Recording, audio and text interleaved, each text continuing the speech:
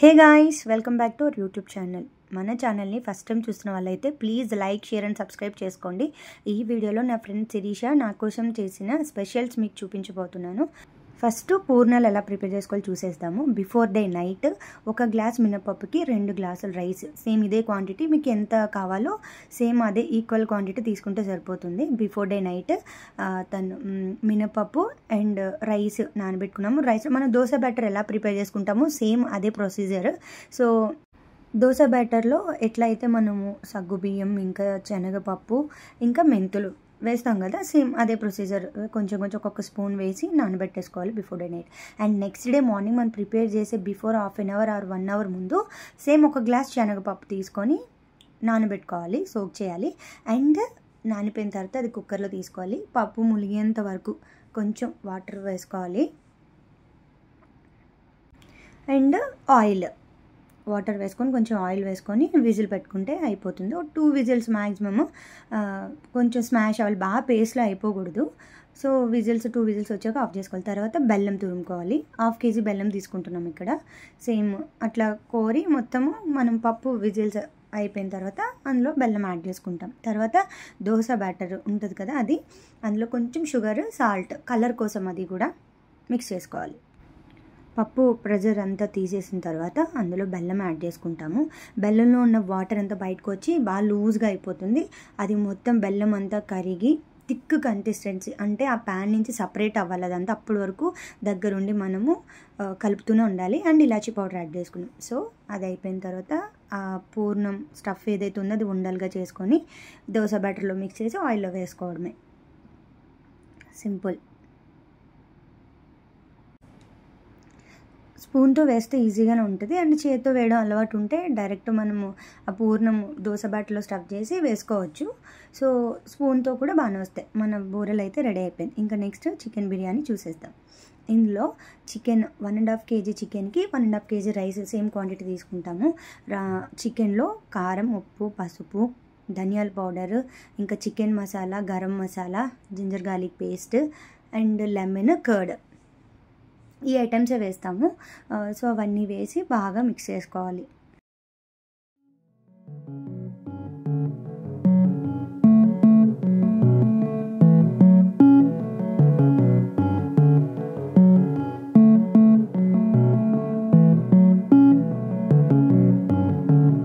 మసాలాలన్నీ చికెన్కి బాగా పట్టేలాగా బాగా కలుపుకోవాలి. ఒక 5 to 10 minutes అయినా బాగా చికెన్కి పట్టుకునేలాగా కలపాలి. అండ్ నెక్స్ట్ కర్డ్ యాడ్ చేసుకుంటాము.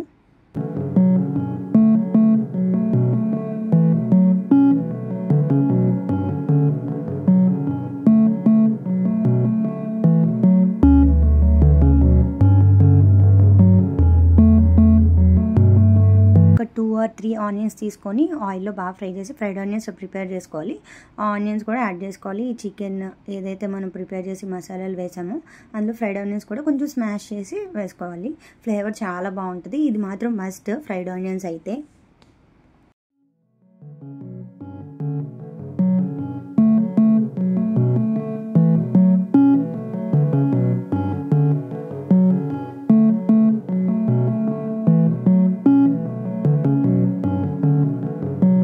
సో కర్డ్ కలిపిన తర్వాత ఇందులో కొంచెం కరివేపాకు, పుదీనా అండ్ కొత్తిమీర వేస్తాము.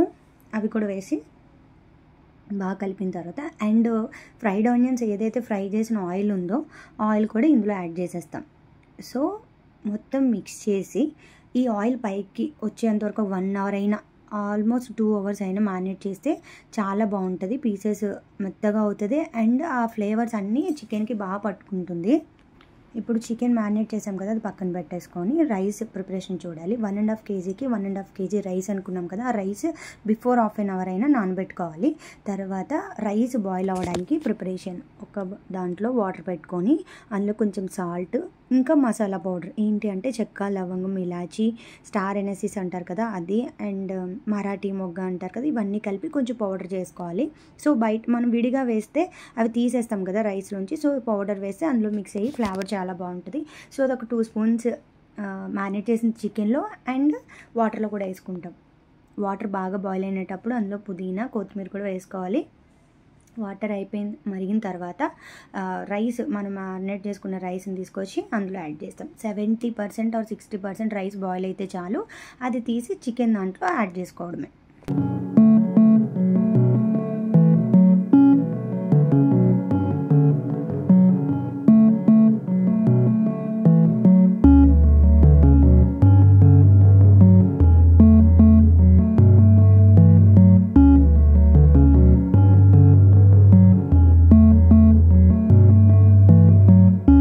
చికెన్ పైన రైస్ యాడ్ చేసిన తర్వాత దాని మీద కొంచెం ఫ్రైడ్ ఆనియన్స్, కొంచెం గీ అండ్ ఫుడ్ కలర్ యాడ్ చేసుకుంటాము. అంతే, స్టవ్కి మూత పెట్టేసి వదిలేస్తే ఒక 15-20 మినిట్స్ అరౌండ్లో రైస్ అయితే రెడీ అయిపోతుంది. మన చికెన్ బిర్యానీ రెడీ అయిపోతుంది.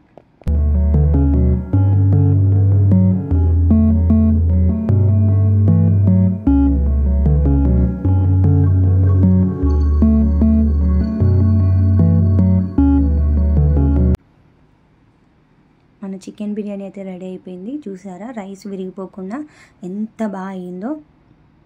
కరెక్ట్గా quantity, rice quantity and water quantity అన్నీ పర్ఫెక్ట్గా వేసుకుంటే చాలా బాగుంటుంది టేస్ట్. మీరు కూడా ట్రై చేయండి. మీకు ఎలా అనిపించిందో కూడా నాకు కమెంట్ చేయండి.